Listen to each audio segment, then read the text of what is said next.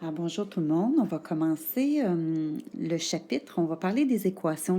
Équations, ça fait partie de notre chapitre d'algèbre, mais c'est quand même une section qui est très, très, très importante. Alors, on va regarder ensemble comment faire pour résoudre une équation. On appelle ça du premier degré à une variable. Plus tard, vous allez avoir des choses plus complexes en troisième secondaire, mais deuxième secondaire, on va s'en tenir à ça. Alors, on y va en faisant la petite description ici. Donc, une équation est une égalité contenant une variable. Donc, on va venir écrire le mot égalité.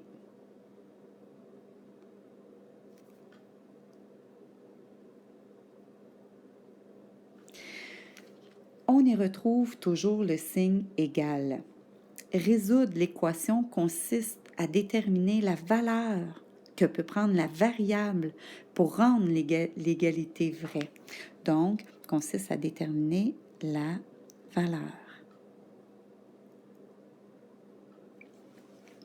La partie du côté gauche du égal équivaut à la partie du côté droit du égal, comme une balance. Alors, vous voyez ici, j'ai l'équation x plus 5 égale à 8. Alors, c'est comme une balance. Alors, du côté gauche, j'ai x plus 5 et du côté droit, j'ai 8. Alors, x plus 5 égale à 8. C'est sûr que tu peux très bien le calculer, un petit calcul là, dans ta tête pour savoir que le x vaut 3 puisque c'est 3 plus 5 qui fait 8. Ça, tu le sais, mais on commence avec un exemple simple parce qu'on va ajouter plus tard des exemples avec des nombres décimaux, avec des fractions, etc. Alors, ce pas des choses qui vont nécessairement se calculer aussi facilement avec un calcul mental. Mais je vais quand même expliquer pour connaître la démarche, pour savoir c'est comment on fait avec des nombres simples. Ça va être la même chose quand ça va être plus complexe. Alors, on y va avec la technique. Donc, mon équation ici, j'ai x plus 5 égale à 8. Moi, je demande tout ce que je vais faire, je veux que vous le fassiez. Dans un premier temps, on vient se faire l'espèce de petit poteau. Alors ça ici, c'est pareil comme le poteau du égal. Fait qu'on va bien séparer ce qui est à gauche et à droite. Alors c'est ce qu'on fait. À gauche de mon poteau, j'ai x plus 5 et à droite, j'ai mon 8. Le but, quand on veut résoudre une équation, le but, c'est de trouver la valeur de la variable. Dans ce cas-ci, ma variable, c'est x. Donc, il faut que je l'isole. Isole, qu'est-ce que ça veut dire? Ça veut dire qu'on veut le rendre seul, on veut qu'on le garde tout seul. Alors, on va débarrasser de ce qui vient avec le x. Dans ce cas-ci, à gauche, ce que j'ai avec le x, c'est plus 5. Pour m'en débarrasser, je vais faire le contraire de plus 5. Ça va être moins 5. Si je l'ai fait à gauche de ma balance, je suis obligée de faire moins 5 à droite aussi de ma balance. Alors, on écrit les mêmes étapes que moi, s'il vous plaît. Alors, 5 moins 5, ça nous fait 0. Pas besoin d'écrire que ça donne 0, on le sait. Qu'est-ce qui me reste à gauche? Mon x égale 8 moins 5, 3. Donc, moi, je prétends que ma réponse est x égale à 3. Comment je pourrais faire pour être certaine? Alors, on va faire la preuve. Pour faire la preuve, je viens rechercher mon équation du départ.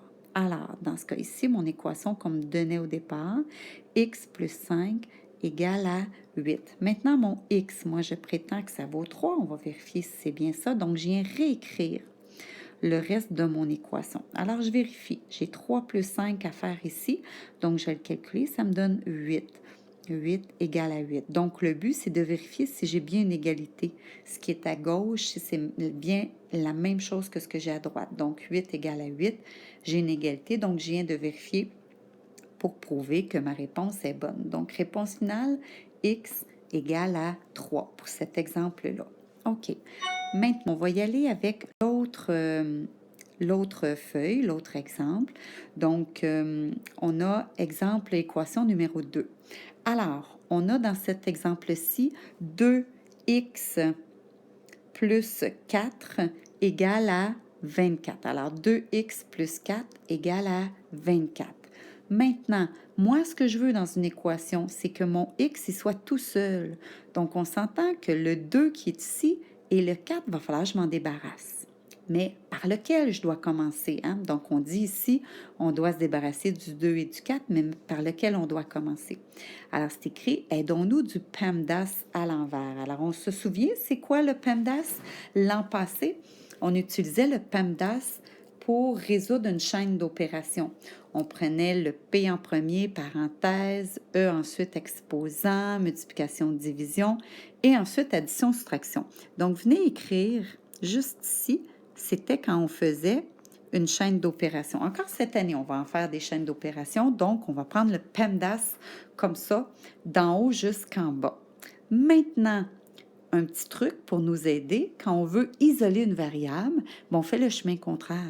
Alors, c'est le PEMDAS à l'envers. Donc, on va commencer par ce qui vient additionner ou soustraire. Voyez-vous, on va aller dans cet ordre-là. On va partir d'en bas, puis on va aller jusqu'en haut. Alors, pour commencer, la première étape, ça va être addition ou soustraction. Ensuite, on va s'occuper de ce qui vient diviser ou multiplier. Et finalement, l'exposant, mais ça, ce n'est pas en deuxième secondaire. Ça va être en troisième secondaire qu'on va continuer. Vous allez être capable de le faire quand vous allez arriver là. Maintenant, quelque chose de spécial, c'est ça ici, la parenthèse. J'ai mis une étoile. C'est vraiment spécial parce qu'il faut toujours qu'on commence par éliminer les parenthèses. C'est comme la petite prison.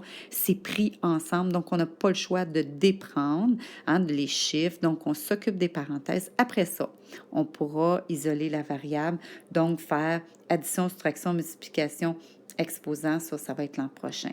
OK? Donc, on peut écrire sur l'autre côté ici, ça, c'est quand on veut isoler. Donc, isoler une variable. OK, excusez, j'écris mal, j'ai comme un crayon pointeur très, très gros, très large, mais c'est pas grave, on se comprend. OK, donc, je vais d'en bas jusqu'en haut pour quand je veux isoler la variable. Donc, dans ce cas-ci, alors, on a dit, j'ai mon équation ici. On remarque le 2, là, hein, c'est le coefficient, hein, il est collé à ma variable. Quand j'ai un coefficient collé à la variable, c'est quelle opération mathématique? Bien, c'est une multiplication. Hein, mon 2 vient multiplier. Alors, le chiffre 2, il multiplie le x. Maintenant, mon 4, il vient faire quoi à mon x? Il vient s'additionner puisqu'on a plus 4. Donc, on ajoute 4 à la valeur qu'on a obtenue par rapport au x, donc plus 4. Alors, si on se souvient, qu'est-ce qu'on doit faire ici? Addition, soustraction en premier. Alors, c'est mon 2 ou mon 4 qui venait additionner ou soustraire. Alors, c'est mon 4. Donc, c'est lui que je vais débarrasser en premier, tout simplement. Alors, on s'en vient dans l'équation. On fait notre petit poteau de la balance pour bien voir qu'est-ce qui est à gauche et à droite. Je veux isoler mon x, donc je vais débarrasser les chiffres qui viennent avec. Alors, on a dit que c'était le 4 qu'on débarrasse. Le contraire de plus 4, c'est moins 4 et on le fait des deux côtés. 4 moins 4 fait 0, donc c'est éliminé. Qu'est-ce qui me reste à gauche? Il me reste 2x égale à 20 moins 4, 20. Je n'ai pas terminé, là. Je ne peux pas m'arrêter là. Moi, je veux le x tout seul. Je veux qu'il soit isolé. Je dois débarrasser le 2. 2, il venait faire quoi à mon x? Il venait le multiplier. Donc, pour m'en débarrasser, je vais faire le contraire de multiplier par 2. Alors, contraire de multiplier par 2, ça va être divisé par 2. Donc, le but, c'est quand je fais 2 divisé par 2, hein, quand j'ai pareil au numérateur, dénominateur, ça me donne 1. Est-ce que j'ai besoin de venir écrire le 1 devant le x? Non, vraiment pas. 1x, ça s'écrit comme ça, seulement le x tout seul. Alors, mon x est égal à 20 divisé par 2, ça me fait 10. Alors, je prétends que ma réponse, hein, la valeur de mon x, c'est 10. Alors, qu'est-ce que je vais faire? Je vais faire la preuve pour vérifier. Alors, je viens réécrire mon équation du départ au complet. Alors, 2x plus 4 égale à 24. Ce que je vais faire, je vais venir remplacer ma valeur de x par ce que j'ai trouvé. Donc, dans ce cas ici, c'est 10. Alors, 2 collé à mon x, hein, le coefficient collé, ça vient faire quoi? Donc, c'est une multiplication. 2 fois 10 plus 4 égale à 24. Donc, c'est comme l'année passée, hein, quand on fait les chaînes d'opérations. Donc, on va y aller en ordre. Alors, ici, j'ai une multiplication, une addition. Bien, qu'est-ce que je fais en premier? La multiplication, bien sûr. Donc, 2 fois 10, 20. Maintenant, plus 4 égale à 24. Je veux vraiment que vous soyez méthodique. Je veux vraiment que vous fassiez les mêmes étapes que moi. Vraiment, c'est essentiel, puis ça va vous aider. Croyez-moi. Alors, 20 plus 4, 24 égale à 24. Donc, je viens de faire ma preuve. J'ai une belle égalité des deux côtés. Alors, je suis certaine donc que ma réponse est bonne. Alors, j'espère que vous avez apprécié ma capsule. C'est la première capsule que je fais à vie. Alors, résolution de 2016. Je commence janvier 2016 en me disant que j'allais en faire quelques-unes. Alors, j'espère comme ça que vous avez apprécié et que ça peut être aidant. Alors voilà, bon, vous allez faire les exercices maintenant que j'ai donnés suite à ça. Alors, bon travail. S'il y a des questions, comme d'habitude, venez me voir. OK? Merci.